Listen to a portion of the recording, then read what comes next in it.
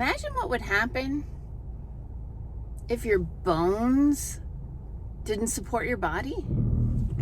Hey, I'm Dr. Patty Barch. I'm a traditional naturopath, founder and owner of Naturally Unbridled Wellness and naturallyunbridled.com, where we focus on wellness solutions, not disease management. This is Down the Ridge with Dr. Patty, where I give you 7 to 10 minutes of holistic life and wellness information on my way to work. This is not medical advice. This is a joke. Don't listen to me. Carry on, go about your day. Put somebody else in charge of your body. Why don't you? All right. So today's topic is osteoporosis. This is a common condition that we hear a lot of people coming to us. They've been diagnosed with osteopenia or osteoporosis, and they're concerned about their bone health. So osteopenia is just a lower grade condition where the bones are weakening, and then once you get over a certain threshold, it's no longer considered osteopenia. It goes into full-blown osteoporosis. It's like pre-diabetic, right? Whatever the case may be, your bones are gradually weakening. So this is most common in women, most common in frail or like small framed white women. And so, hey, I come from a long line of incredible shrinking women, and we pay attention to bone health. And many years ago, when I was a young woman, I used to force myself to drink milk because I believed the marketing that milk was good for your bones. It ain't, unless it's raw milk, and I'll get into this. So one of the causes of osteoporosis is an inflammatory diet. So here we go again, peeps, right back to don't eat crap. So an inflammatory diet, foods that your body has an immune response to, foods that your body recognizes as foreign. They're highly processed. They contain synthetic chemicals, artificial colors, flavors, sweeteners, and preservatives. They are simple carbohydrates like sugar and juice and soda and bread. These things that create a spike in blood sugar, insulin issues, all of that stuff. So when you have an inflammatory response in the body will often be in an acidic state, right? So on a pH scale, it's on the acid side of the scale. And acid, your body doesn't like to be in an acidic state. It actually has an ideal pH range close to, but not at neutral. And so if your body is acidic, your brilliant body has mechanisms of neutralizing that acid. So if you were doing pH testing in your garden or your lawn, and you found that your soil was acidic, one of the things that you might do to try to neutralize that acid is you might put limestone, ground limestone or lime on the soil. Now, what is limestone? Well, it's calcium. Okay, so in order to neutralize the acid in your soil, you would add calcium. Well, what does your body do if your body is acidic?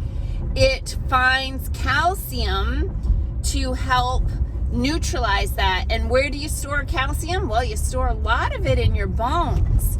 So your body's going to take acid out of your bones take calcium out of the bones to neutralize the acid, and that starts the process of weakening bones. Now, additionally, low estrogen levels can lead to osteoporosis. So young women who go into early menopause for one reason or another, sometimes they are put into chemical menopause because of horrible periods. Sometimes they are given a hysterectomy without hormone replacement therapy or a natural alternative to that.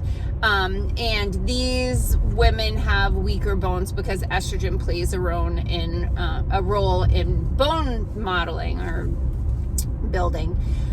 So that's one of the reasons that it's a problem. Now, the Dairy Association has done a great job telling you that milk, it does a body good. And when I'm talking about what they say milk, they're talking about commercially sold pasteurized milk, not raw milk. Raw milk's a whole different animal, no pun intended. It's actually the same animal, but when they don't pasteurize the milk, it actually is not inflammatory. It actually has anti-inflammatory and gut healing properties and many other benefits. Regardless, I still think it's gross. I'm not a milk fan. I do like cheese. I do like butter. But I don't like drinking milk. In fact, one of the things when I was young and thought, oh, I better drink milk so I don't get osteoporosis like every other woman in my family, I hated milk so much that I would actually drink chocolate milk. So I put Hershey syrup in it, so high fructose corn syrup with some artificial chocolate flavor, and put it on ice just to try to get it down. So I remember being like, hallelujah, when I was in naturopath school and I learned the truth that milk actually, especially chocolate milk, it creates an acidic environment and it's actually bad for your bones. Now, let's talk about what can you do to support bone health. Well, first and always is don't eat crap. Eat an anti-inflammatory diet that's well balanced with vitamins and minerals, and don't eat the artificial colors, flavors, sweeteners, and preservatives, high fructose corn syrup, all the things that create inflammation in the body, create an acidic environment, cause you to leach the calcium from your bones. Don't eat that. Eat real food. And then you can take supplements. So here's what I've learned after 13 years of practice. Way back, so the medical people tell you to take calcium and eat. They'll also tell you to drink milk. But they'll tell you to take calcium supplement, and they'll usually tell you to take calcium carbonate. It's really hard to take just calcium carbonate and have that have any positive impact on your bones. And we've already discussed that pasteurized milk is actually going to have a negative impact on your bones. Your doctor has no clue about this, by the way. So your bones are not just made of calcium.